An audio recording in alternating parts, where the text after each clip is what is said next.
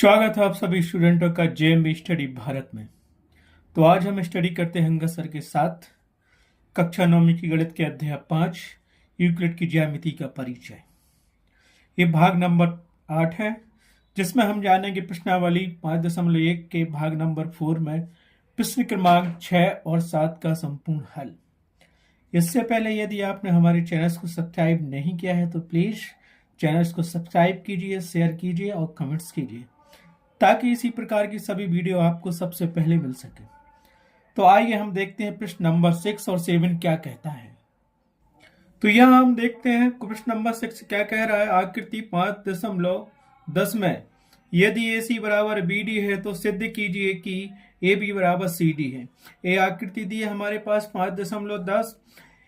AD एक रेखाखंड दिया है जिसमें दो मध्य बिंदु B और C हैं।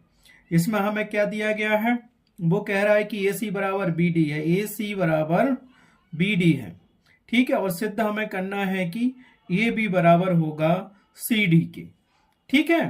तो जो दिया गया है पहले उसको लिख लेते हैं और जो ज्ञात करना है उसको लिख लेते हैं। ये तो दिया ही गया है, लाइन तो बनानी ही पड़ेगी हमें क्वेश्चंस में। तो हमें दिया गया था AC बराबर BD, जिसको हमने समीकरण नंबर 1 मान लिया, और जो सिद्ध करना है उसको भी लिख लो आप। सिद्ध करना है हमें AB बराबर CD, इसको हमने समीकरण नंबर 2 मान लिया, ठीक है। ये आकृति आपको बनानी पड़ेगी जब सॉल्व करोगे, AD इंटू BC, ठीक है। तो जब सिद्ध करने के लिए आते हैं तो हम उसको क्या कहते हैं, हिंदी में लिखते हैं उपपत्ति। तो यहां हम लिखेंगे उपपत्ति। उपपत्ति मतलब सिद्ध करना हमें। तो जो दिया गया है उसको लिख लो। सबसे पहले हमें क्या दिया गया है, एक रेखाखंड तो ये दिया ही गया है, ठीक है। उपपत्ति में हमें जो दिया है लिख लो।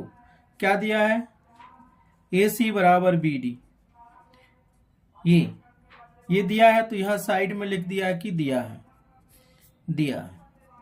ठीक है। समीकरण 1 भी हो गया, दिया है।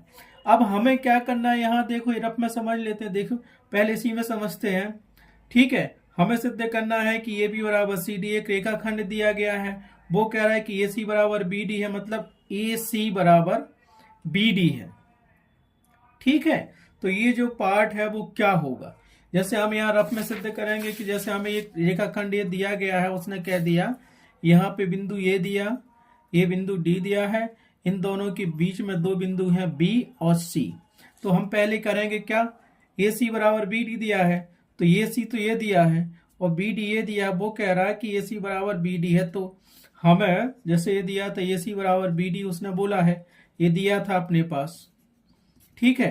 तो हम यहां से यहां तक का एक बिंदु लेते हैं A, एक बिंदु A है और एक बिंदु ये C है, बीच में हम इसको B ले लेते हैं, ठीक है। दूसरा हम ऐसा ये लेते हैं क्योंकि दोनों बराबर है ना, तो यहां से लेते हैं हमारे पास क्या ले लेंगे हम, एक बिंदु A है, एक बिंदु A है, तो ये बिंदु B ले लिया, ये बिंदु D है, और बीच में क्या मिल गया, C बिंदु D है। तो अब देखो यहां से हमें क्या मिलेगा, AC बराबर मिलेगा, क्योंकि B मध्य बिंदु है तो ये B प्लस BC, तो AB प्लस BC इससे हो गया, और यहां से BD और ये C को मध्य बिंदु मान लिया, तो यहां से हमें क्या मिलेगा, BD बराबर मिल जाएगा पूरा BD बराबर BC प्लस CD, इतना तो मिल गया। याद रखना इसको हमने तोड़ दिया दो पार्टों में कि ये दोनों आपस में बराबर हैं, तो इसका मध्य बिंदु B होगा, इसका मध्य बिंदु C होगा, ठीक है। तो हमने ये बना लिया। हमें दिया था AC बराबर BD और प्रूफ क्या करना था, AB बराबर CD। तो यहां से देखो क्या मिला हमें, AC बराबर AB प्लस BC है। तो इस पूरे में से हम किसको घटा दें कि AB मिल जाए, इस पूरे में से हम इतने को घटा देंगे तो हमें क्या मिलेगा, AB मिल जाएगा, मतलब आधा पार्ट घटा दिए इस पूरे में से, AC में से। तो इसको हम क्या लिख सकते हैं, AC में से हम BC घटा देंगे, BC बराबर तो ये भी मिल जाएगा, है ना। ऐसे इस प्रकार हमें क्या दिया है, ये BD दिया है, तो हमें सिद्ध क्या करना था, CD चाहिए। तो हम क्या करेंगे, CD का के बराबर हो जाएगा CD, ये चाहिए, ये पूरा दिया है, तो हमें मिल जाएगा ये BD माइनस BC कर लो, तो बराबर CD जो का तो मिल गया, ये इसके बराबर, तो इसके बराबर CD आ जाएगा, इसके बराबर हमें क्या मिल जाएगा, ये भी मिल जाएगा। तो यहाँ BC कॉमन है और यहाँ BC कॉमन है, आया समझ में। तो यहाँ हम लिख लेते हैं, क्या लिखेंगे अब, देखो यहाँ पे जो दिया गया था। अब हम क्या करेंगे, अभिक्रिया 3 क्या कहता है, यदि दो वस्तुएं आपस में बराबर हैं और उन बराबरों में से एक बराबर वस्तु घटाई जाती है दोनों वस्तुओं में से, तो वो क्या होती है, आपस में बराबर होती हैं। जैसे 10 रुपये मेरे पास हैं और 10 रुपये आपके पास हैं, और किसी तीसरे आदमी ने 2 रुपये तुमसे ले लिए और 2 रुपये हमसे ले लिए, तो अपने पास कितने पैसे बचे, 8 रुपये। तो हम दोनों के पास 8 रुपये बचे ना, तो सेम सेम रुपये उसने दोनों में से घटा दिए, तो अपने पास 8 बचे। तो यूक्लिड का अभिक्रिया भी यही कहता है कि अगर बराबर वस्तुओं में से बराबर को घटाया जाए तो वो आपस में बराबर होती हैं। तो हम क्या करेंगे, हमने पहले ये बिंदु लिया, ए सी के बीच में मध्य बिंदु बी है और बी डी के बीच में मध्य बिंदु सी है, तो ए सी बराबर मिलेगा A B plus B C, और बी डी बराबर मिलेगा हमें B C plus C D. तो हमें सिद्ध करना है ये भी, तो हम क्या करेंगे, ये बी सी को घटा लेते हैं इसमें से, तो हम क्या करेंगे, दोनों तरफ बी सी को माइनस करने पर देखो, सो ये मिल गया हमें, that implies A C minus B C. ठीक है, ए सी माइनस बी सी घटा दिया, इस पूरे में से इसको घटा दिए, इसी प्रकार इस पूरे में से इसको घटा दो, बराबर बी डी दिया है, तो ये बी डी दिया है, बी डी में से हम बी सी घटा दिया। ठीक है, अब चाहे तो ये लिख दो यूक्लिड के तीसरे अभिक्रिया से, ऐसा ही लिखना, यूक्लिड के अभिक्रिया 3 से। अभिक्रिया 3 क्या है, अभिग्रहित 3 से।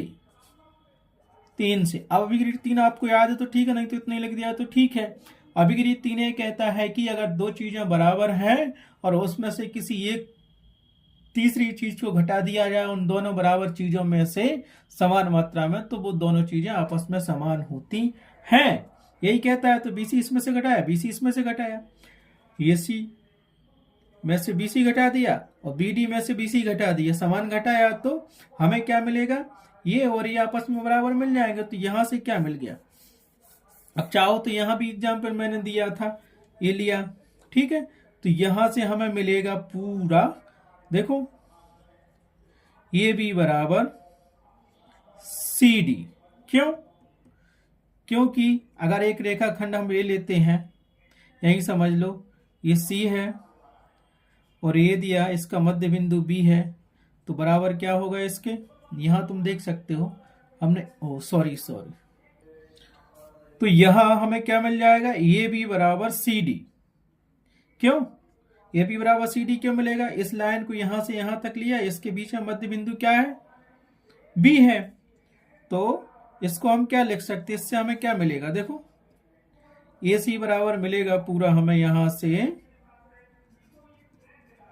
A B plus B C, यही मिला, ए सी बराबर मिला A B plus B C, यही मिला। और हमने क्या किया था, ए सी में से बी सी को घटा दिया था, तो इसको हम क्या लिख सकते हैं, देखो ए सी माइनस बी सी, तो बचेगा यहाँ क्या, ये भी, यही सिद्ध करना था।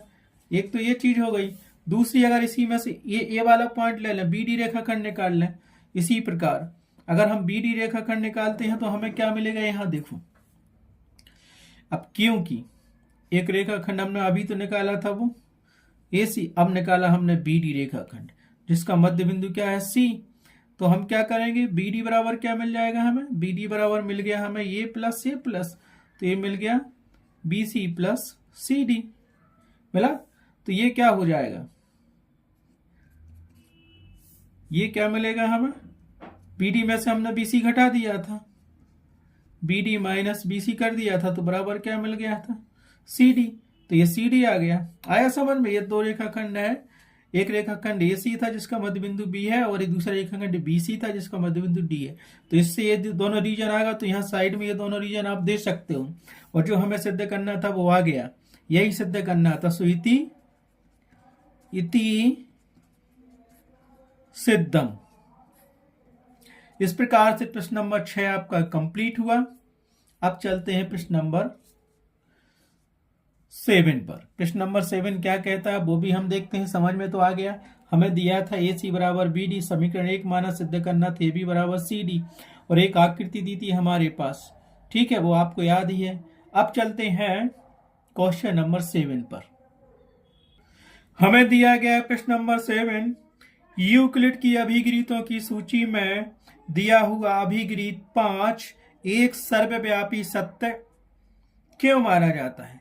ध्यान दीजिए कि यह प्रश्न 5वीं अवधारणा से संबंधित नहीं है, बिल्कुल, क्योंकि अभिगृहीत और अवधारणा यूक्लिड के अलग अलग हैं।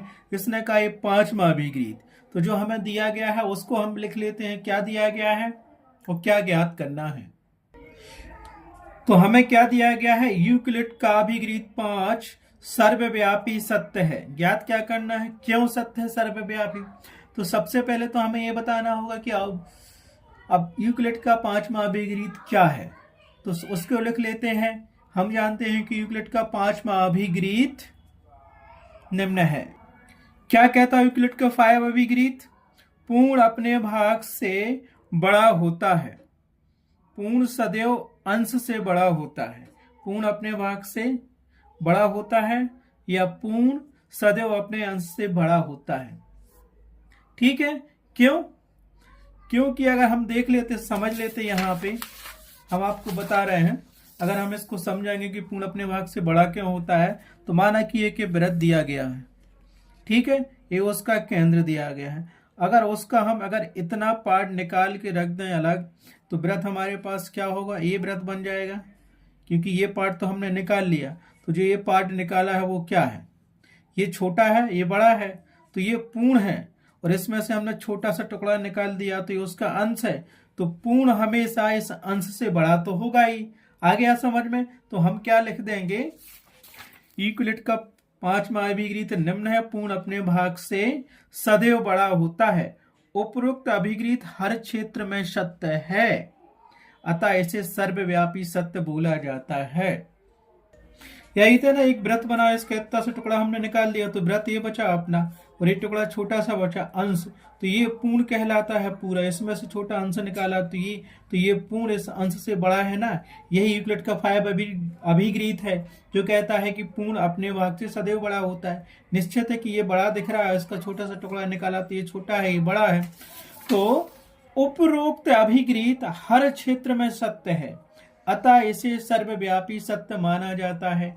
यही हमें सिद्ध करना था। इस प्रकार प्रश्नावली 5.1 के सभी 7 क्वेश्चन कंप्लीट हुए। ये 7वां क्वेश्चन था, एक ही प्रश्नावली दी है 5.1।